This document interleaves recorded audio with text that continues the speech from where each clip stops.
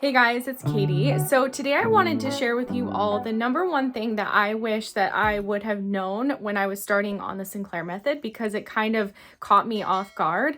And I've actually had people reach out to me through email and in comments recently, kind of sharing the similar experience, who are in the middle of the Sinclair Method or they're considering starting it, and they're having this same issue or challenge that I had as well while I was on the method. And what I want to share with you today is regarding the number one thing that I wish that I would have better known or better understood as I started on the Sinclair Method. So that number one thing is that as we go on this method, we really have to redefine and change our relationship with alcohol at its core. And what I mean by that is that through this method, we are no longer, if we're really changing our relationship with alcohol, we're no longer going to be turning to alcohol as a coping tool. We're no longer going to be turning to alcohol to turn off our brain and numb out. We're no longer going to be turning to it to get drunk anymore. Even if we want to keep alcohol in our lives, we really have to redefine our relationship to it so that we're not, looking to it as a coping tool anymore, and really, have it in its proper place, so that perhaps it's just something we enjoy on special occasion or, in moderation. And I think this is honestly a really difficult part for people on the Sinclair Method, because part of changing our relationship with alcohol at its core really has to do with changing our identity and how we relate with alcohol. And just an example from me, I remember, and I've heard other people say this too, I went through like a mourning period on the Sinclair Method where I realized, like, oh my gosh, I can't keep turning to alcohol in the same way, because about 6 months in, I was still using alcohol as a coping tool pretty regularly, and still drinking. My drinking was way down, but I was still drinking more than I wanted to on occasion. And I had this like aha moment where I was like, I'm gonna have to really change how I relate to alcohol, and with regards to changing my identity with it. Like, I no longer want to be a person who turns to alcohol just to escape or numb out anymore. I wanted to keep alcohol in my life at that point. I'm sober now, but I never meant to go sober. But at that point, I wanted to keep drinking, but I no longer wanted to be that person who felt like I needed wine whenever I had a stressful day, or I needed wine when something difficult happened in life. And that's what I mean, because when people don't have alcohol problems, typically they're not using alcohol as a coping tool or in an unhealthy way. Typically, in my mind, my ideal relationship with alcohol was someone who, drank with meals or drank out with friends and enjoyed it in moderation with one or two. But I wasn't that person who raced home and opened a bottle when I had a stressful day at work. I wanted to have different ways and different coping tools to deal with that. And so I think that's something I couldn't even conceive that would be something that I'd have to do as I was going on the Sinclair Method. I really went on it just to simply drink less alcohol and feel like I had more control. But what I see happen with people, and what happened with me, is we're gonna hit a plateau at some point on the Sinclair Method if we're not really changing our identity and redefining our relationship with alcohol. And I see this happen, I've talked with clients and stuff, and what I've seen is that they'll start on the Sinclair Method, they'll see a pretty significant reduction in their drinking, and they'll feel pretty good about where they're at, but they recognize that they're still at a plateau, and they're still drinking as a way to cope with boredom or stress or tough emotions or whatever it is. And so that's that point on the Sinclair Method where we're kind of at a crossroads. And we have to decide, are we going to kind of keep doing what we've always done and keep using alcohol as this coping tool, or are we going to try to find different ways to cope so that we can further break out of this cycle and this trap of alcohol use disorder and get to a place where we have, healthier coping tools, where we really redefined our relationship with alcohol and we're no longer leaning on it in that way anymore. And this is honestly a process that really does take time. It takes consistent effort with trying new things. What worked for me was, I would just try to, without even trying to force alcohol-free days, I would just try to interrupt my current drinking patterns. And so, if I was had a stressful, I was drinking a lot at that time due to the stress at my work. Like that was my primary coping tool, was to deal with my work. And so what I started to do instead, I'd want to come home and just have the wine and, kick back, relax, turn off my brain. That was like the default mode for me. That was the easy thing to do because I'd been doing that for so long.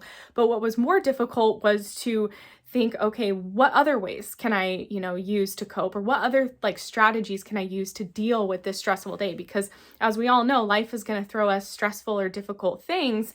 And it's like, for me, I no longer wanted to be that person that had a crutch in order to cope, which was alcohol. I wanted to be someone who had healthy coping tools.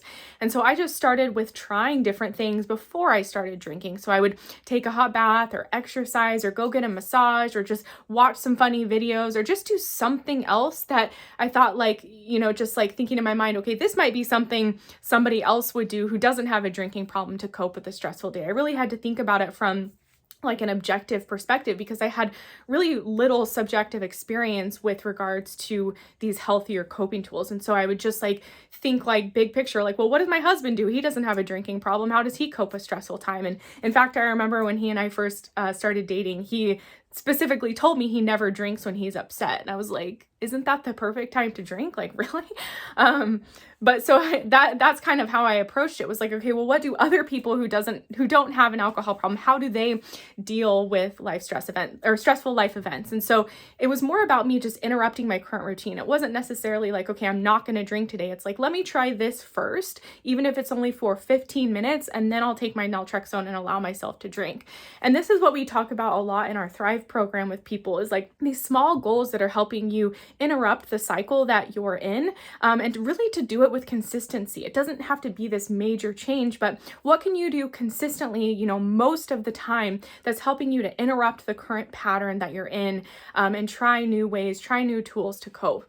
And it all really first starts too with the awareness of it as well. If we're kind of playing out these habits, but we're not super aware of why we're doing it, the first step for some people might be just start paying closer attention, like observing yourself drinking out of habit and what that looks like and how you feel and how's it playing out and what triggers it and all of that. But all this to say, I did just want to make this video to talk about the kind of surprise, I guess, challenge that came up for me as I was on this method. And it was just like recognizing that I would have to really redefine my relationship with alcohol and change my identity around alcohol and really my beliefs and things that I had around it. One of the courses we have, actually, it talks about changing your beliefs about alcohol, because this was a big one for me, and I see this with others as well. Our beliefs that we have really shape our identity, and these are the things that can actually be super sneaky and maybe we're not aware of. Some of mine were, I'm a wine lover. I love to go wine tasting, or I love to open up a bottle of wine in the evening, or I can't imagine not drinking on a Friday night, or I can't imagine going to France or Italy and not having wine there. Like, these all seem like innocent beliefs, really, but really what they're doing is they're shaping our identity and our behaviors. And so it's super important that we kind of dig into those things and really start to question them and flip them around. If you identify, like I did, as someone who just loves wine and has to have wine every Friday night, like, what's the opposite of that? It's like, okay, I don't need to have wine every Friday night. Maybe I can have tea instead. But again, this is really where this change starts to happen, is really with the thoughts and the beliefs we have about ourselves, because that's really going to shape our identity and ultimately the actions that we're taking. But I just want to speak to this because I do think it's kind of like it's kind of like an ephemeral thing that people experience on the Sinclair Method. It's not a very tangible thing where you can say, oh, this is what's happening, this is why you're stalled on the method. But I think it's more of this experience people go through, especially for those who've hit a plateau on the method, because I think when that happens, we're just still very much wrapped up in our identity as someone who loves and needs alcohol, and it's just kind of playing out, despite the fact that maybe we want to drink less or see this change. We're so used to turning to alcohol. That's the easy thing. That's the default mode. And it's more difficult to kind of interrupt those patterns and try different things. And honestly, it's a little bit scary. I had someone comment recently saying that, they're really eager to try this method, but they're really afraid of who they'll be when they no longer have alcohol use disorder. And oh my gosh, when I read that, I was like, yes, I know exactly what you feel, because it really becomes a really big part of our life. It's like we're in relationship with this alcohol. And even though it's harmful and destructive, it's really hard to kind of break up with that and redefine who we are when that's no longer our crutch or our numbing agent. And so I think these are things that people don't talk about too much in the Sinclair Method community. And I think they're super important. Again, especially for those who been on the method for a while and, maybe you've been super dedicated and they've been a year, 2 year, 3 years on the method or more, and they're still not quite where they want to be. And it really comes down to this, changing who we are as it relates to our relationship with alcohol. And there's so much more I could say there too about being really excited about the future life that we can have when we have our ideal relationship with alcohol, and getting a vision that's super clear in your mind and holding on to that and revisioning it or envisioning it every single day, and just imagining who you are when you have your ideal relationship with alcohol, what that feels like, what you'll be doing. Getting super excited about that because, for so long, I know for me, it was like I could hardly imagine my future because I was just so wrapped up in my alcohol cravings and living for my next drink or recovering from drinking. It was like really hard to get excited about my future because my mind was so preoccupied with drinking. And so it becomes really fun to dream about our future and what life looks like when we have our ideal relationship with alcohol. But back to that person, what that person said about, that's a little bit scary. It is a little bit scary. And I think for a lot of us who have struggled with alcohol, I think, not even just a lot of us, I think all of us probably have deep-seated dreams and desires that we've kind of just like pushed way down or tried to forget about because we think, oh, that's not possible, or I'm too old, or that's never going to happen. And I think it's so important that we allow ourselves to dream again and get super excited about who we can be and who we can become when we have our ideal relationship with alcohol, because it's such a positive ripple effect when we change our drinking habits. Even if, I've seen people who only drink, or they've reduced their drinking by 30% on the Sinclair Method, and they're so happy with the changes that they're seeing because it has such a positive impact in so many areas of our lives. And the same is true when we're drinking heavily, it's going to have all these negative effects. We're going to feel foggy minded and unwell. We're going to be grumpy, gain weight, all of these things. But as we reduce, the opposite is true. And there's just such a positive ripple effect in so many areas of our lives. And there's honestly nothing more fulfilling, I think, than having this sense of self-respect. At least for me, what came through the Sinclair Method was really this sense of self-respect and self-reliance that I never had before the Sinclair Method, and this ability to really have more self-control. And, this was just I think the fruit of, drinking less and going through the Sinclair Method. It wasn't something that I started the Sinclair Method to really look for, but it was the byproduct of what happened as my brain was fixed and I was unlearning the addiction and just seeing myself turn into a whole new version of myself.